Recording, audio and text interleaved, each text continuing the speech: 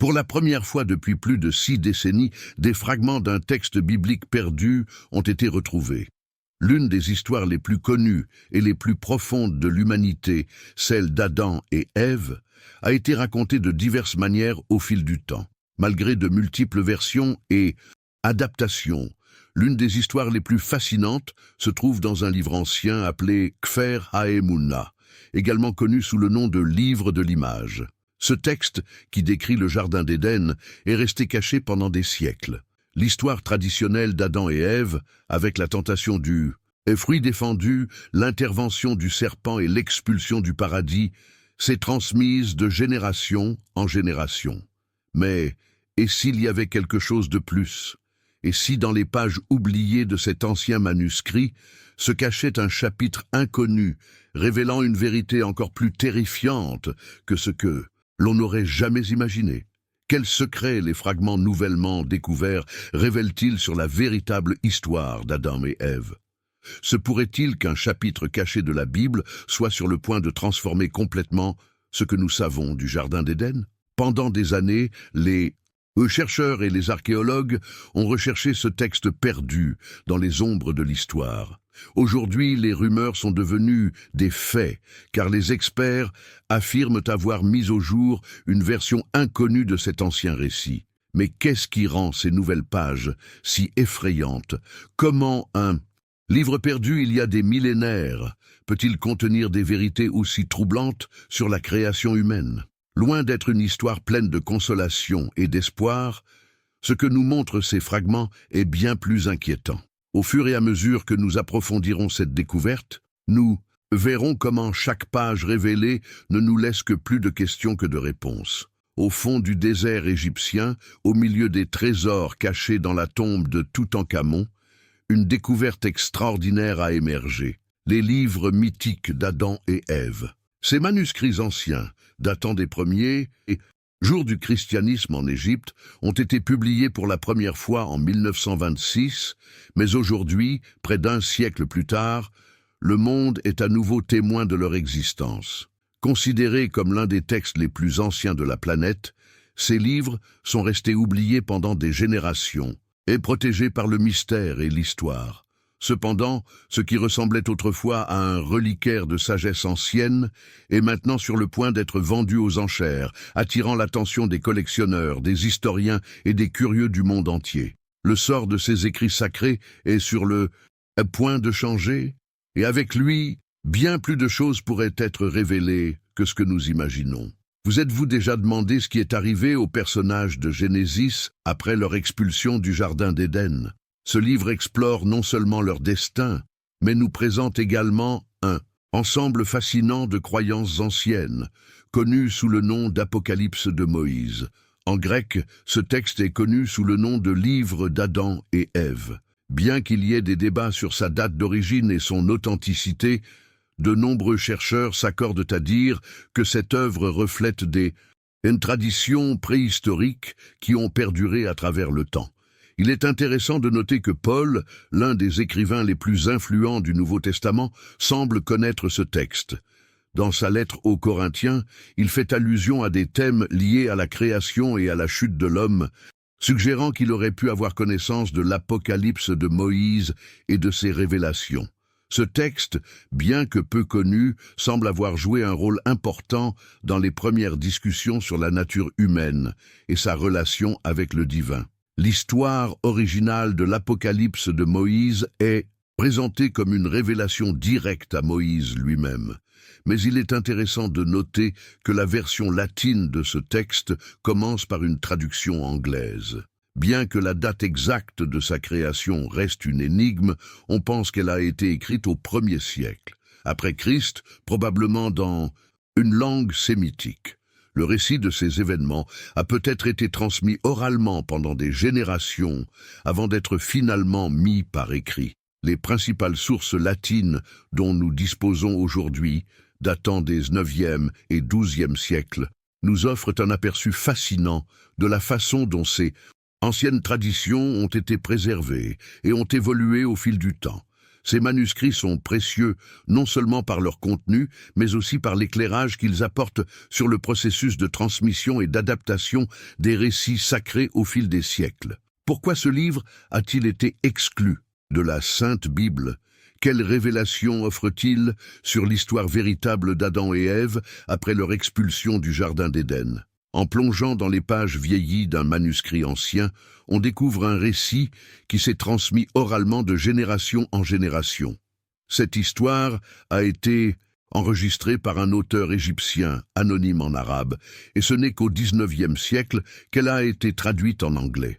L'histoire derrière ce texte n'a pas été bien documentée, car on a longtemps cru qu'il s'agissait d'un pseudépigraphe, un écrit qui, malgré son exactitude historique, est considéré comme fictif en raison de sa paternité attribuée à tort.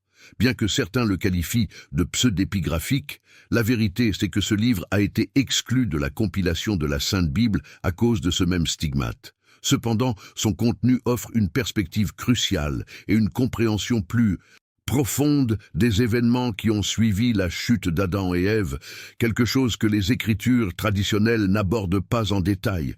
Ce livre est, à la base, une histoire orale qui a été transmise de bouche à oreille pendant des générations, jusqu'à ce que finalement quelqu'un décide de la mettre par écrit, plaçant ainsi le récit depuis la création de la première vie humaine jusqu'au moment où a été inscrit. Au fil des siècles, l'histoire d'Adam et Ève a été racontée et redite, et à chaque transmission, de nouveaux détails et perspectives ont été ajoutés, formant une version unique et profonde.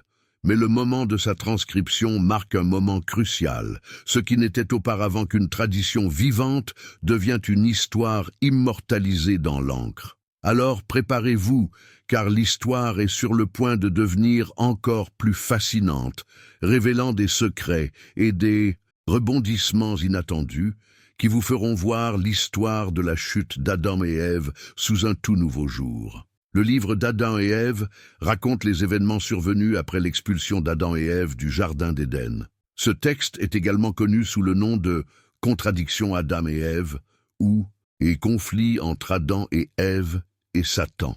Le récit se concentre sur les dialogues et les confrontations qui ont eu lieu entre les premiers humains et les forces du mal. L'un des passages les plus significatifs apparaît au moment de la tentation, où le serpent, pour tenter de tromper Ève, dit « La femme répondit au serpent.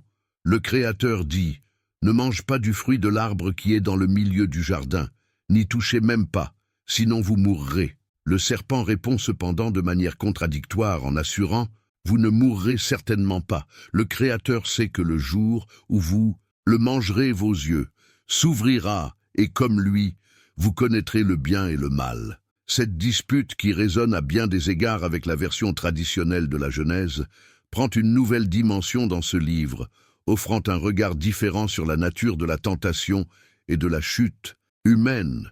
Satan, s'adressant à Adam et Ève, leur assure que le fruit défendu est en réalité bon pour eux, mais que le Créateur n'a pas voulu qu'il l'ait. Dans sa tromperie, il leur suggère que le Créateur n'est pas digne de confiance, semant le doute dans leur cœur. De cette manière, le serpent tente de déformer la perception d'Adam et Ève, les éloignant de leur obéissance et de leur confiance en Dieu. Imaginez maintenant un manuscrit ancien, avec son des pages déjà jaunies par le passage du temps, racontant une histoire qui remonte à l'aube de l'humanité. Il s'agit du livre d'Adam et Ève, une œuvre fascinante dont l'origine reste entourée de mystères. Bien qu'il s'agisse d'un texte fragmenté et souvent controversé, son contenu offre un regard unique sur les premiers jours de l'humanité et les premières tentations qui, selon cette version, ont conduit à la chute. L'histoire contenue dans ce livre n'est pas seulement une histoire de transgression, mais aussi un témoignage de l'origine des luttes spirituelles et de la méfiance qui ont marqué le destin des humains. L'auteur de ce texte mystérieux, un Égyptien non identifié, a initialement écrit le récit en arabe.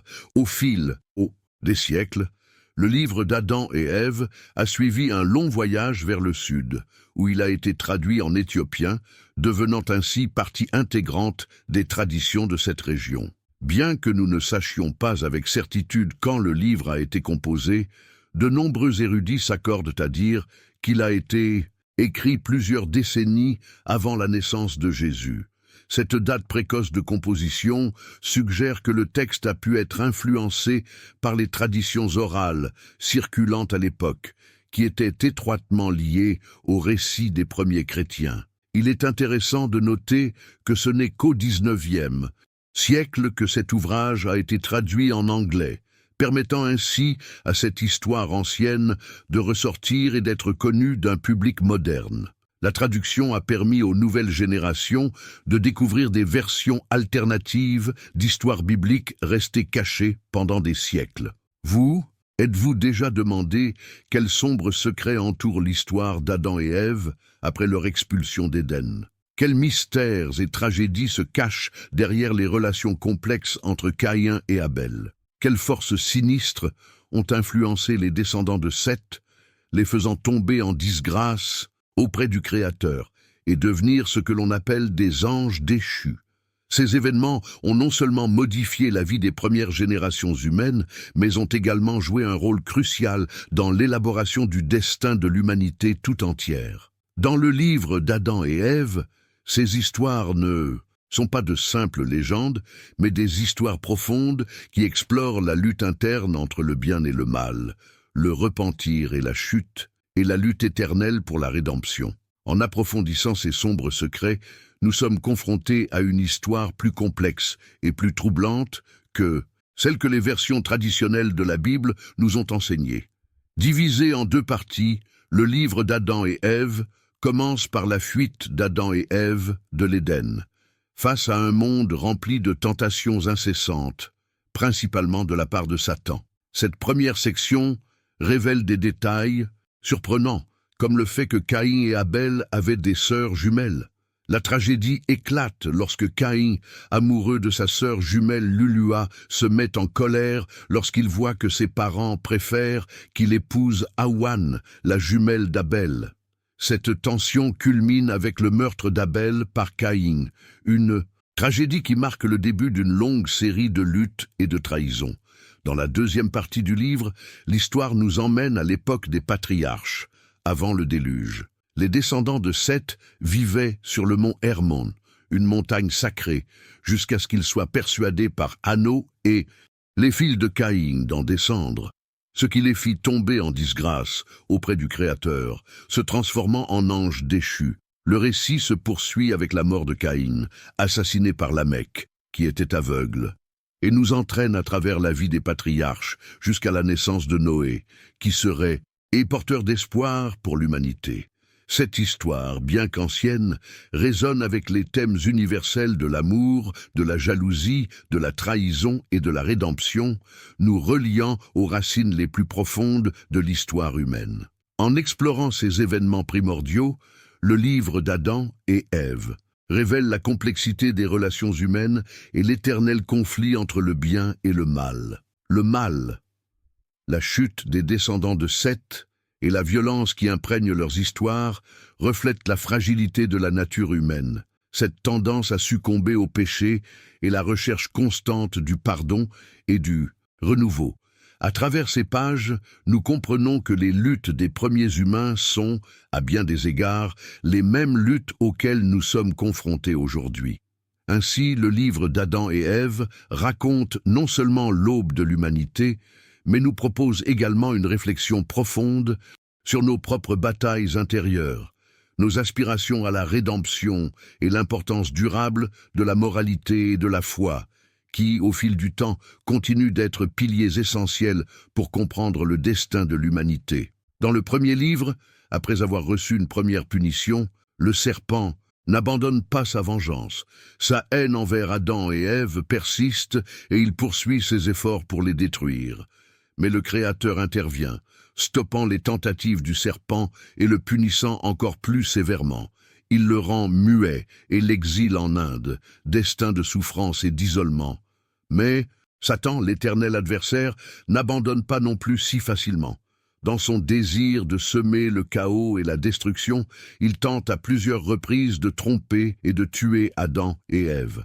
L'un des plus dramatiques est lorsqu'il leur lance une gigantesque pierre, cherchant à les écraser. Mais encore, une fois, le Créateur se montre protecteur, les sauvant de cette menace mortelle. Cet événement est interprété comme une préfiguration de la future résurrection du Christ, un acte de salut qui se répète dans l'histoire de l'humanité. De plus, dans ce chapitre, d'autres événements bibliques importants, tels que le déluge de Noé, sont prédits, ce qui suggère que les récits du livre d'Adam et Ève ont non seulement un impact direct sur le récit des premiers humains, mais anticipent également certains des événements les plus importants. Moments cruciaux de l'histoire biblique. Le livre met en lumière la profonde tristesse et l'impuissance d'Adam face à un monde extérieur à l'Éden.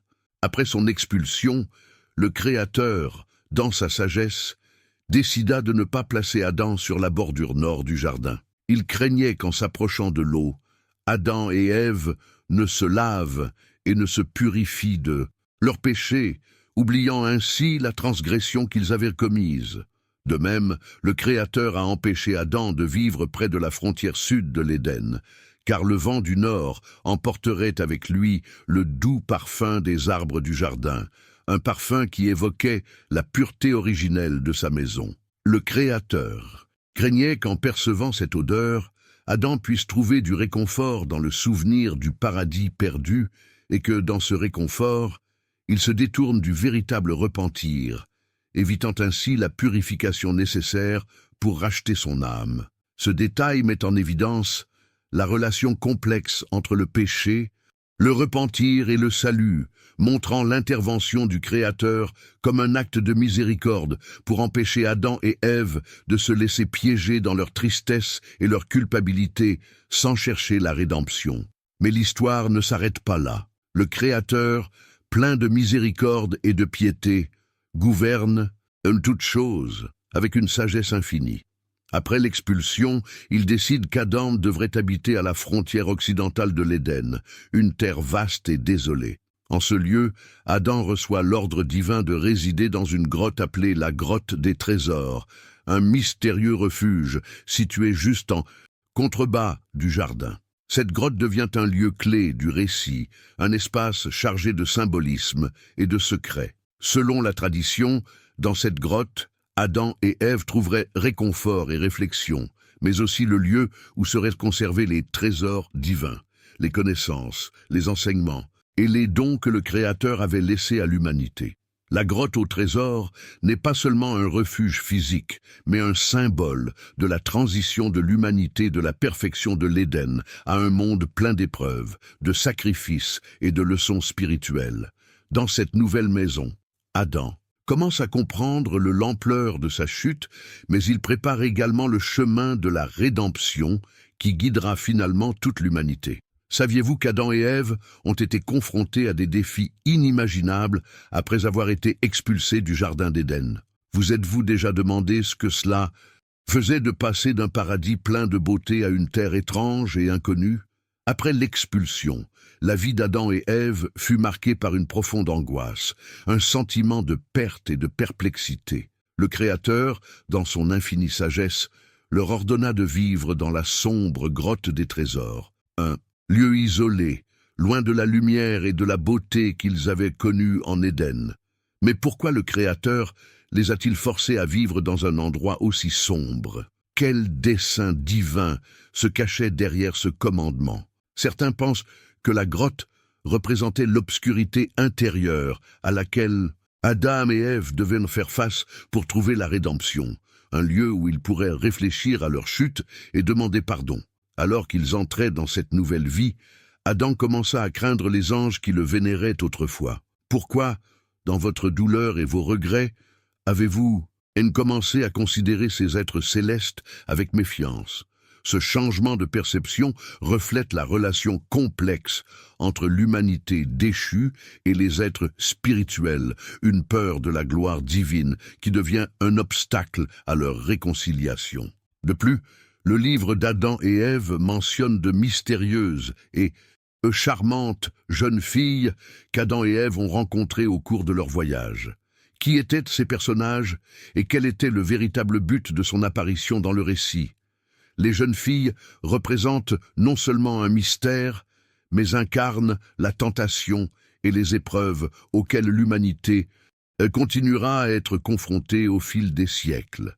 Mais avant de répondre à ces questions, vous, fans de la chaîne Power of the Mind, êtes sur le point de vous lancer dans un voyage unique de connaissance de soi et de transformation mentale. Je vous présente The Art of Positive Thinking, un livre audio-révolutionnaire qui redéfinira votre réalité mentale. En tant que créateur de ce contenu et leader de la chaîne The Power of the Mind, je partage avec vous mes expériences les plus profondes et mes précieux apprentissages. Chaque chapitre de ce livre audio est le reflet de mon propre parcours, plein de leçons pratiques que j'ai vécues et transformées en sagesse.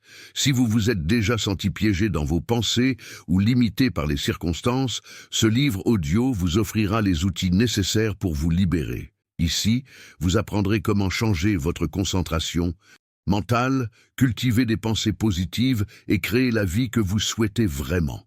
Ne manquez pas cette opportunité de transformer votre vie. Cliquez sur le lien dans le commentaire épinglé et commencez dès aujourd'hui votre voyage vers la connaissance de soi et la positivité.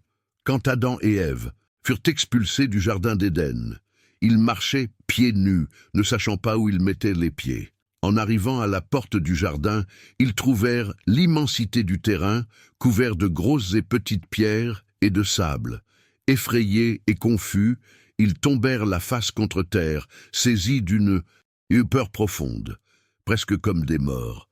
Ils étaient complètement désorientés, car leur vie antérieure en Éden avait été pleine de beauté, d'harmonie et d'ordre. Le jardin était un endroit parfait, plein d'arbres bien plantés et d'une nature qui répondait à leurs besoins. Soudain, ils se retrouvèrent dans un monde complètement différent, un endroit aride et étrange, où le sol semblait hostile et l'atmosphère oppressante. La transition de la perfection à l'imperfection, de la lumière aux ténèbres, a été écrasante, et ils ont tous deux ressenti le poids de la culpabilité et de la perte, réalisant qu'ils ne seraient plus jamais les mêmes.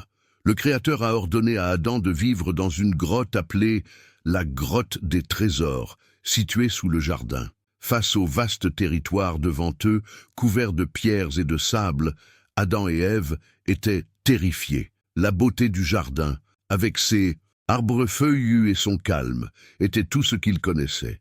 Maintenant, ils étaient dans un terre étrange, inconnu et jamais vu auparavant par eux. En les voyant tomber devant la porte du jardin, le Créateur ressentit de la compassion et envoya sa parole pour les relever. Adam et Ève ont pleuré en quittant Éden, leur première maison, ressentant une perte profonde et irréversible. Remarquant les changements survenus dans son corps, Adam a profondément regretté les conséquences de ses actes. Marchant lentement vers la grotte des trésors, il s'arrêta à son arrivée et, plein de tristesse, dit à Ève: « Regarde cette grotte, notre prison dans ce monde. C'est un lieu de punition. Comment se compare-t-elle au jardin? Son immensité face à l'étroitesse de ce lieu, ce rocher face aux forêts que nous avons connues, l'obscurité de cette grotte devant la lumière de l'Éden, devant la miséricorde que le Seigneur nous a offerte, ici plein de pierres, contre la terre, fertile et les arbres fruitiers du jardin. À chaque mot, on ressent l'angoisse d'Adam, la douleur de quelqu'un qui a perdu le paradis et qui se retrouve désormais face à un monde inconnu. Sa plainte est le reflet de la fragilité humaine, de ce lien profond avec ce qui a été perdu, de cette recherche incessante de rédemption et de consolation dans les moments d'adversité. Cette histoire nous rappelle comment, même après la chute, les êtres humains cherchent inlassablement à retrouver la paix et l'harmonie qu'ils connaissaient autrefois face à leurs propres imperfections, tout en aspirant au pardon. Adam hésitait à entrer dans la grotte située sous le rocher en surplomb. Il ne l'a fait que sur ordre du Créateur, craignant que désobéir ne signifie commettre une autre transgression. Le matin du 3e jour, ils quittèrent la grotte, tristes et en pleurs.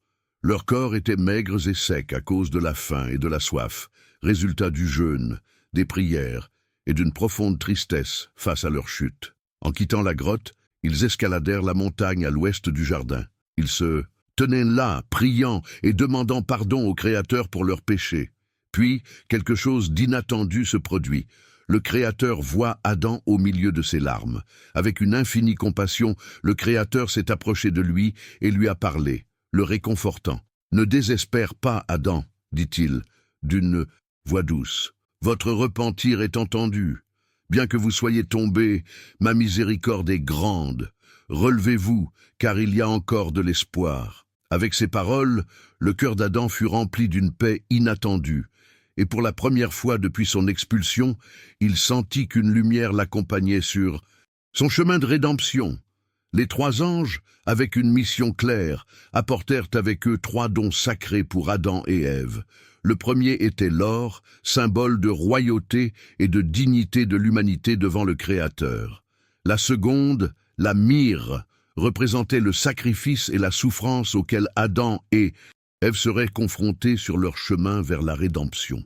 Et le troisième, l'encens, était un rappel de la prière constante et de la communion avec le Créateur, le moyen par lequel ces supplications seraient acceptées. Chacun de ces dons avait un but plus profond que le simple matériel. Ils étaient des symboles des épreuves et des bénédictions qui accompagneraient leur nouvelle vie sur terre. En recevant ces dons, Adam et Ève ont réalisé quelque chose de profondément transformateur. Leur relation avec le Créateur n'a pas été rompue, mais plutôt, grâce au repentir et à l'obéissance, ils ont pu trouver le chemin de la réconciliation. L'or leur rappelait leur dignité d'être créés à l'image divine. La myrrhe leur enseignait que la souffrance était une part essentielle de leur rédemption et que la purification ne pouvait s'obtenir que par le sacrifice. Enfin, l'encens leur parlait de l'importance de la prière et de la connexion constante avec le Créateur, leur rappelant que, même dans leur chute, ils pouvaient toujours se rapprocher de lui par la communion et le repentir. Tout au long de ce processus, le Créateur a continué à guider Adam et Ève dans leur lutte et constante contre les tentations de Satan, qui, malgré ses défaites, a persisté dans ses tentatives pour les détourner du droit chemin. Satan n'a pas abandonné son plan pour tromper l'humanité et détruire la relation entre Adam, Ève et le Créateur. Cependant, au fil du temps, Adam et Ève, désormais plus conscients de leur fragilité et des graves conséquences de leurs actes, ont commencé à mieux comprendre l'importance de l'obéissance et la nécessité de rester fermes dans leur foi. Chaque défi leur a appris une leçon, renforçant leur détermination à vivre selon la volonté du Créateur. Les 3 anges, en offrant leurs dons, ont montré à Adam et Ève non seulement le pardon du Créateur, mais aussi la nécessité d'une foi constante, quelles que soient les difficultés ou les tentations qui pourraient se présenter à eux. Par ces dons, le Créateur a révélé non seulement le châtiment du péché, mais aussi les moyens de restaurer la grâce par la persévérance, le repentir sincère et le désir inébranlable de suivre le chemin de la justice. Chaque cadeau, avec sa symbolique, leur rappelait que le pardon n'était pas une fin, mais un processus continu de croissance et de réconciliation avec le Créateur, un appel à rester ferme dans la foi même au milieu de l'adversité. Ainsi, après cette rencontre, Adam et Ève se sont engagés à parcourir le chemin de la repentance, de la prière et de l'obéissance. Même si leur vie serait marquée par la souffrance et la mortalité, ils savaient désormais que l'espoir de la rédemption serait toujours à leur portée. Tout au long de leur vie sur terre, ils ont compris que la miséricorde du Créateur ne les quitterait jamais, tant qu'ils s'efforcent de rechercher la vérité et la paix en obéissant à ses commandements. La sagesse, acquise lors de leurs épreuves, leur a donné la force d'avancer, sachant que chaque pas vers la justice les rapprochait de la réconciliation avec le Créateur. L'histoire souligne également l'importance des épreuves et des tribulations dans la vie humaine, ainsi que le rôle fondamental de la foi dans le processus de rédemption. Malgré leur expulsion d'Éden, la vie d'Adam et Ève est devenue un témoignage de la façon dont l'humanité a pu trouver réconfort et espoir par la foi, la prière et le repentir. Le don des 3 anges nous rappelait constamment que le Créateur ne les avait pas abandonnés. Au contraire, cela leur a offert l'opportunité de grandir, d'apprendre et finalement de retrouver la grâce divine.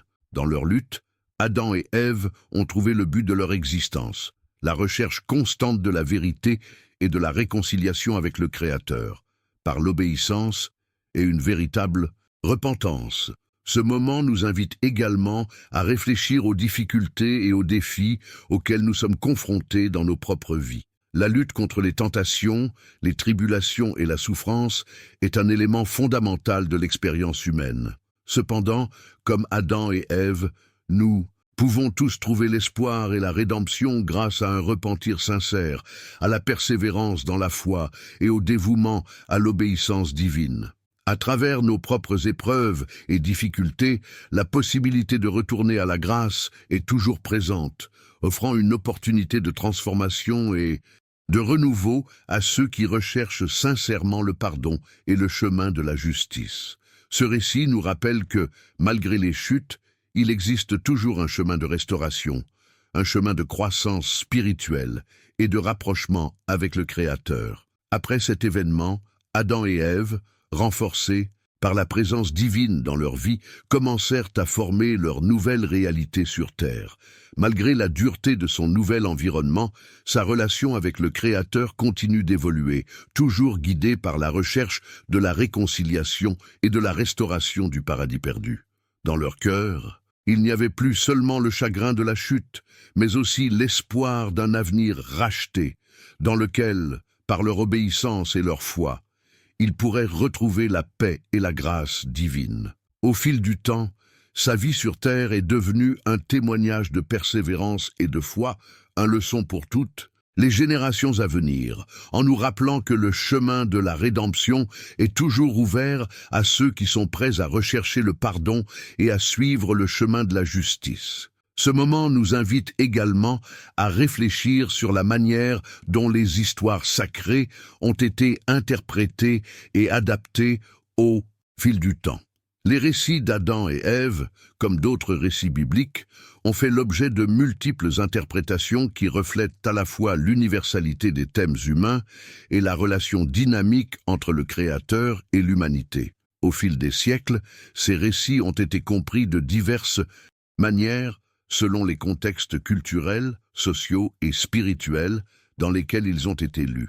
Chaque génération apporte son point de vue unique, enrichissant la tradition et offrant de nouvelles façons de regarder les défis et les leçons qu'elle nous enseigne. Ainsi, l'histoire d'Adam et Ève n'est pas seulement une histoire du passé, mais une réflexion vivante sur la manière dont les êtres humains cherchent à comprendre leur place dans le monde et leur relation avec le divin. Le livre de la Genèse, en tant que partie des écritures canoniques du judaïsme et du christianisme, est présenté comme le récit officiel des premiers jours de la création.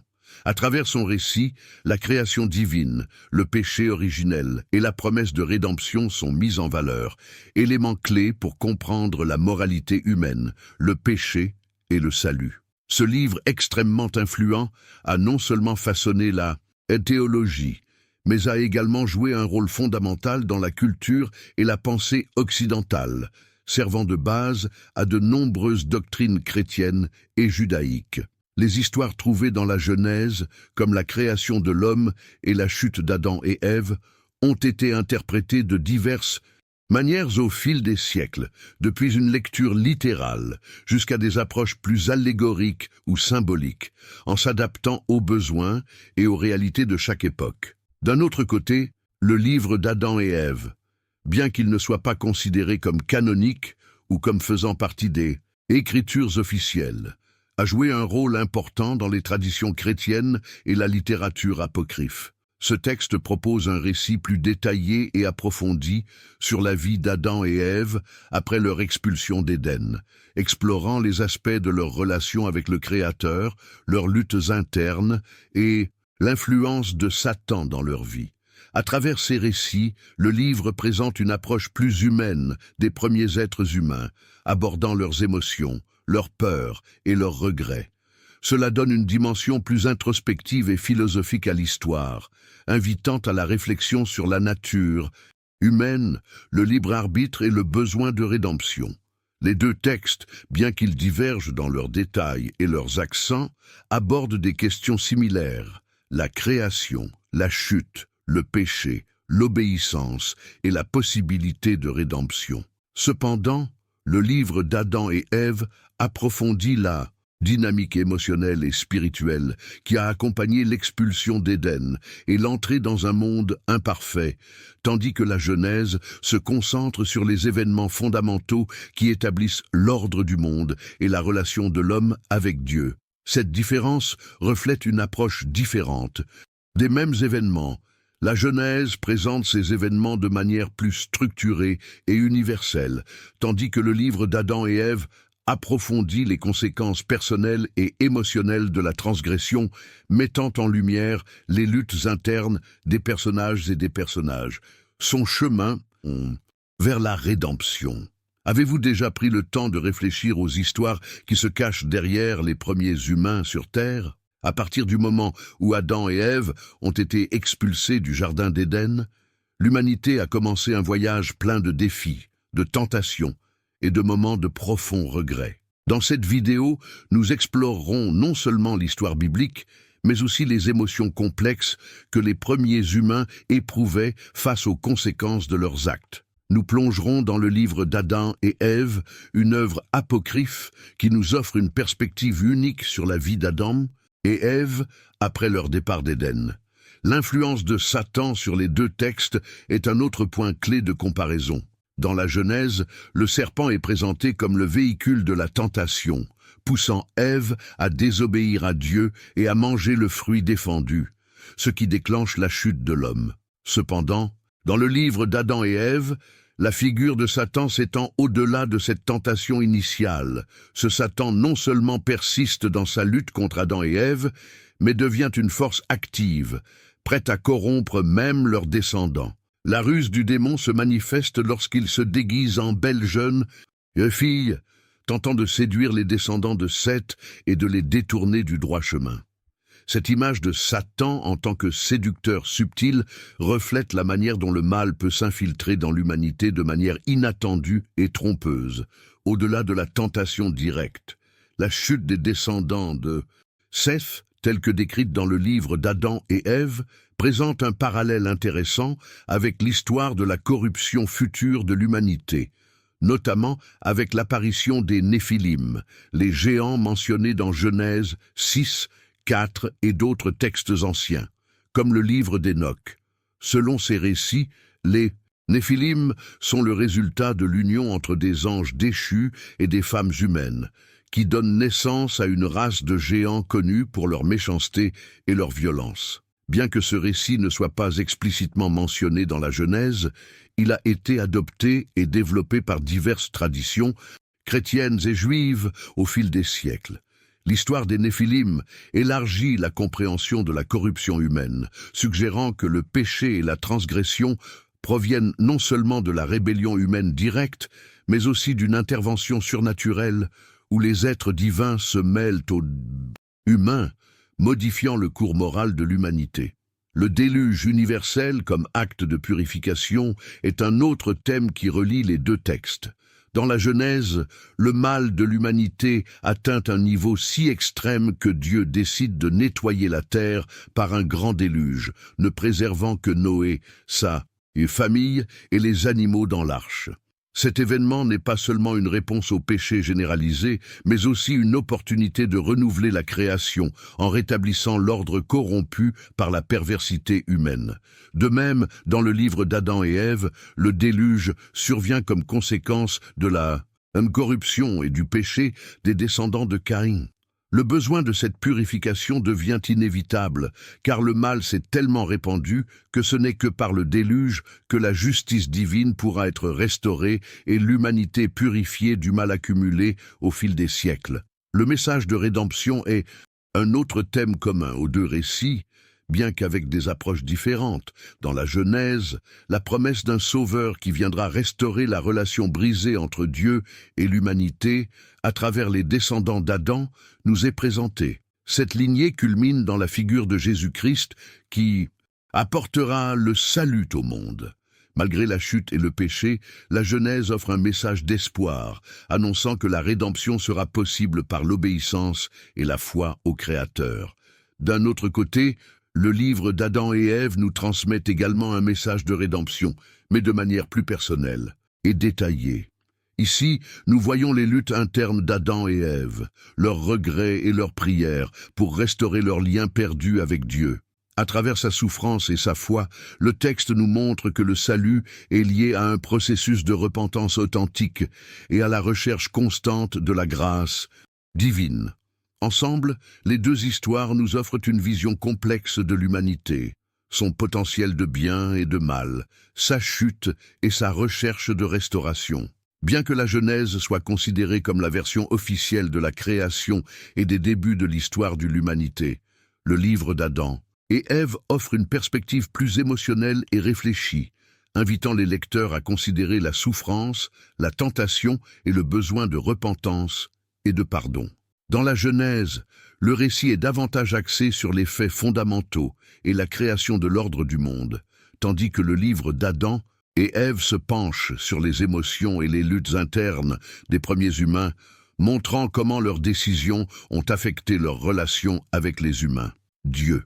Ce contraste entre les deux histoires enrichit notre compréhension de la nature humaine, nous offrant une vision à la fois externe et interne de notre expérience du monde. Les deux histoires nous rappellent que, malgré nos échecs et nos transgressions, il y a toujours place à la rédemption, et que le chemin de la restauration requiert humilité, repentir et foi. En fin de compte, la différence entre ces textes ne réside pas tant dans leur contenu fondamental que dans la manière dont chacun aborde des thèmes tels que la création, la moralité et la rédemption.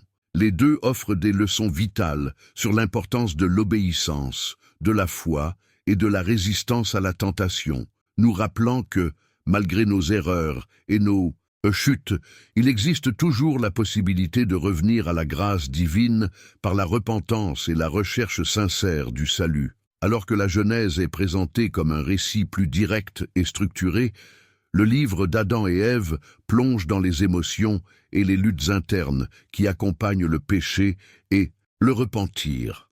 Ensemble, les deux histoires nous enseignent que même si l'humanité est tombée, elle n'est jamais complètement perdue et que le Créateur offre toujours un chemin vers la restauration.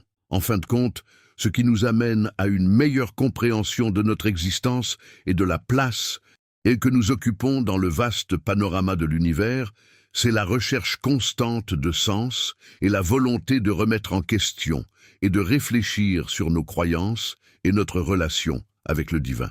La Genèse et le livre d'Adam et Ève nous invitent à explorer ces questions profondes sur l'origine des êtres humains, le but de notre vie et les implications de nos décisions. Ces histoires ne parlent pas seulement du passé, elles restent pertinentes aujourd'hui. Alors que nous recherchons des réponses aux grands mystères de la vie, nous rappelant que chacun de nous a le pouvoir de trouver le chemin de la lumière, de la vérité et de la rédemption.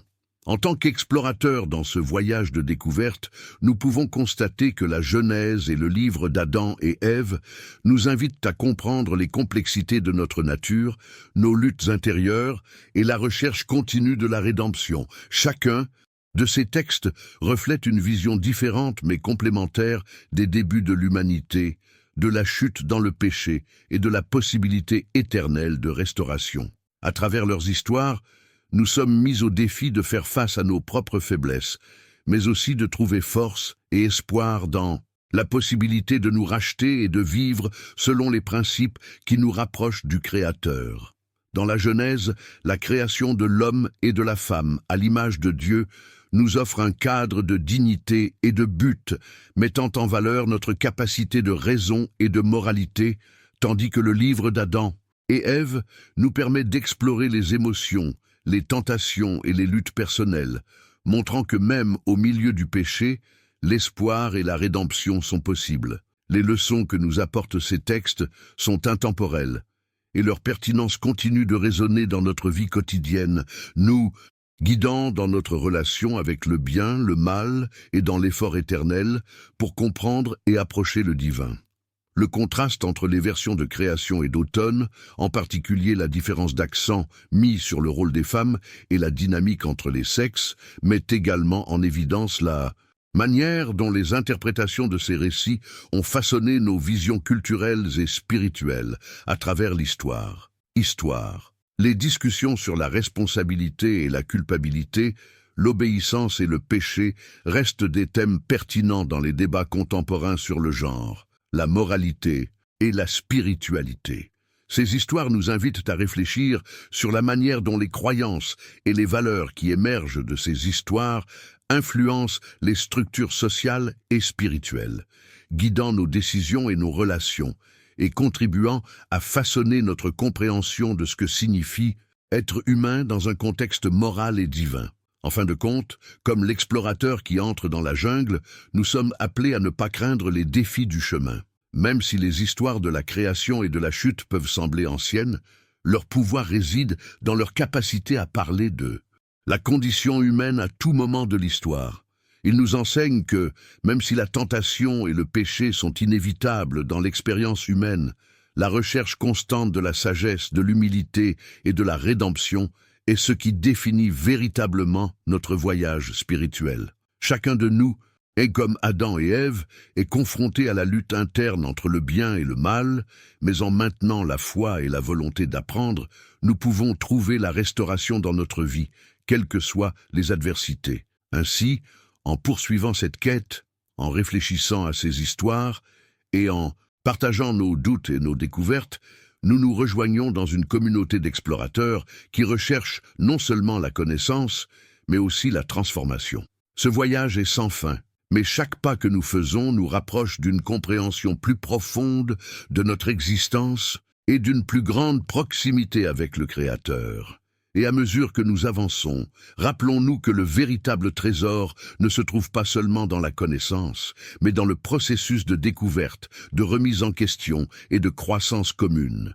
La vraie richesse se trouve dans une transformation intérieure, dans la façon dont ces histoires anciennes continuent de façonner nos vies et notre relation avec le divin, nous guidant vers une vie plus authentique et plus utile. Merci de m'avoir rejoint dans ce voyage. Merci de faire partie de ce voyage de réflexion et d'apprentissage. Le chemin vers la vérité est en constante évolution, mais ce qui compte, c'est que nous continuions à marcher ensemble, avec curiosité et cœur ouvert, vers une compréhension plus riche et plus significative de notre humanité et de notre relation avec le divin. Jusqu'à la prochaine vidéo et continuons à explorer ensemble.